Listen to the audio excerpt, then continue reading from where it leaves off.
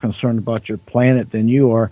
I don't know. To me, those are just seem like negative overtones, and I just don't. I have a hard time swallowing these things because I know if I abducted somebody against their will, I'm going to be in trouble. I'm going to be in big trouble, no matter what I say. What do you think about these things? No, I understand. You have a paradigm for justice, and you feel that it infringes on our rights, and that we have a right to, be free without having the fear of being abducted. I understand that, and I think that those are very valid concerns. Yeah, I mean, I've got several friends, listen, they have anxiety just going to bed, PTSD just going to bed at night because they haven't been asked, they just been taken and done things to them, horrific things. And I'm not saying it's coming from your certain group of aliens, but nonetheless, there's so much going on there, and it makes me think, why all the negative overtones? No matter how you church it up, there's always some kind of negative in there, and it just makes me wonder and worry about these situations, and that makes me wonder: are you sure that they are not lying to your conduit who you talk to? How do you know for sure they're not just telling you maybe what you want to hear? Have you ever thought about that? Well, because I've received messages not from one individual, but from other individual. There have been instances of experiences. I may not have been affected in my meditation out-of-body experiences. One out-of-body experience was actually going through a wormhole, and another out-of-body experience was actually experiencing the spiritual place where all of the spirits between lives gate and form, like, if you could imagine countless points of light, of indigo light, like a beehive in space, and then getting close to it and feeling euphoria. That is what will place where we go gain next payment for whatever next life we were going to have, and that is of course, that's what Bob Dean. So I was very fortunate that I was given the opportunity to experience that and talk about that. So I don't think anyone's trying to trick me, because the message itself is positive. You think it's negative, but there's a positive aspect.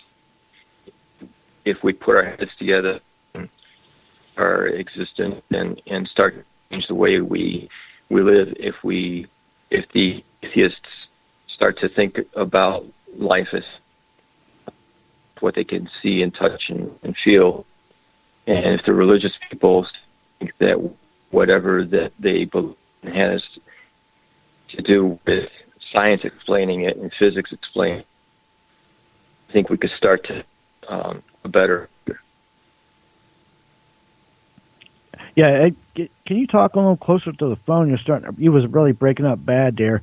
Now, was you ever been afraid that maybe when you're doing these meditations out of body, astro, or whatever you want to call it, that maybe you might not come back? Have you ever got so far that you've been like, whoa, scared? Or any of these beings ever scare you? No, I've never been in any fear whenever I've meditated.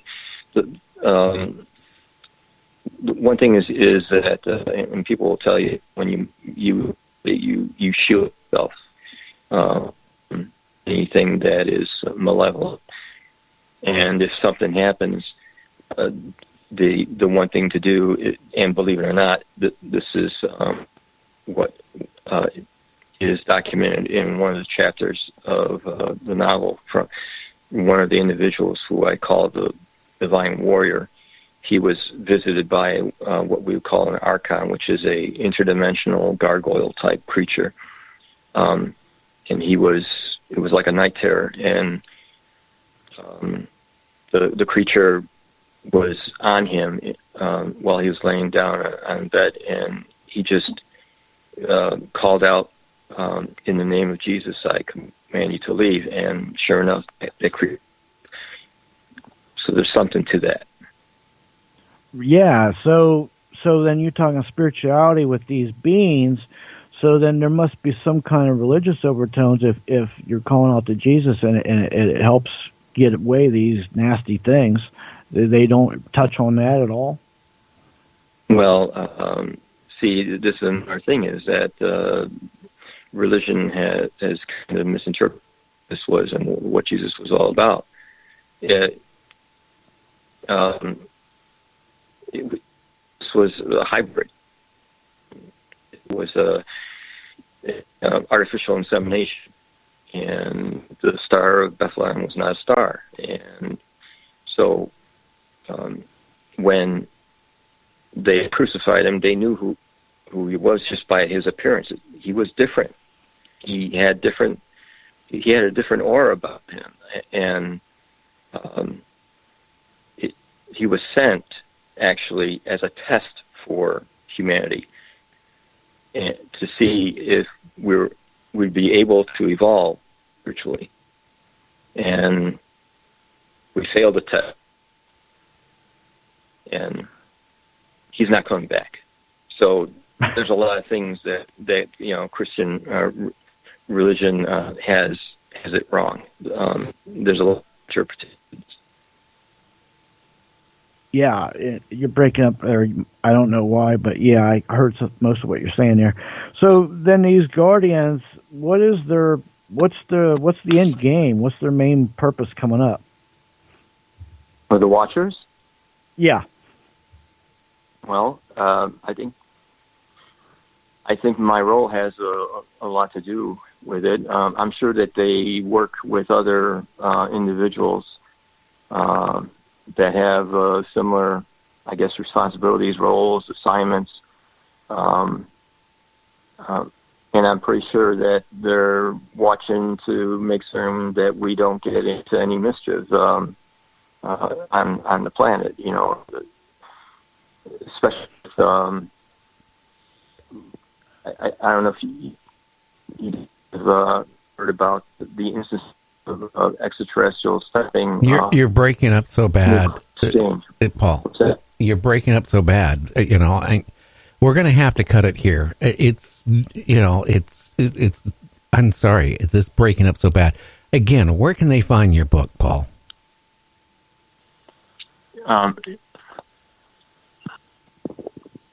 It's at www.thedisclosureparadox.com.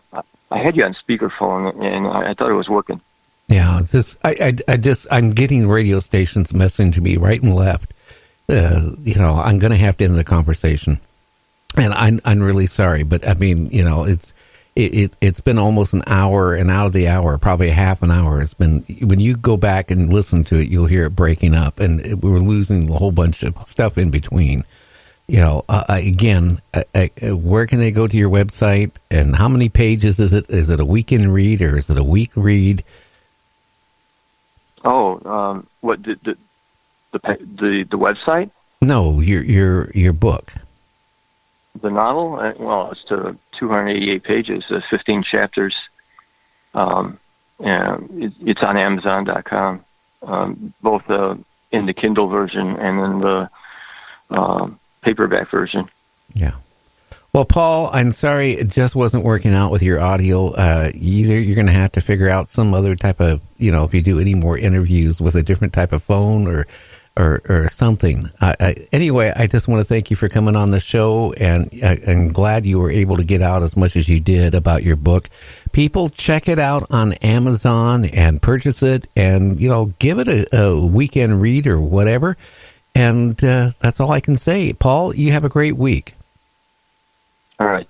Thanks for having me on, Gary. Okay, thank you, sir. James, it was not very good audio. No, it kept breaking up, and it makes me kind of wonder.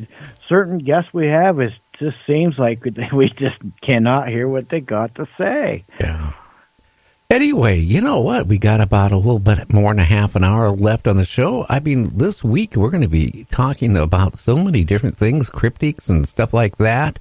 Tomorrow with two great people, Tobias Whalen and who else?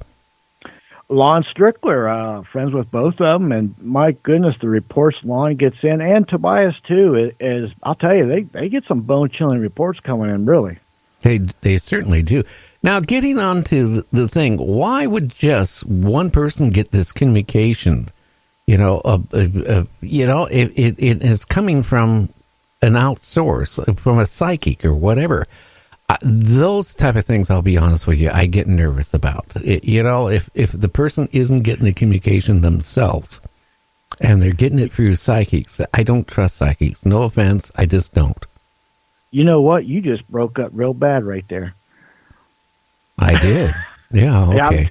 I'm dead serious. You did. I heard the end of it where you didn't trust psychics, but you were saying some other stuff, and you totally went in and out. That was weird. Well, maybe I walked away from the microphone. What I was saying is that I don't trust what psychics say, because if you got a psychic and they might just feed you the information they think you want. That's all I'm saying.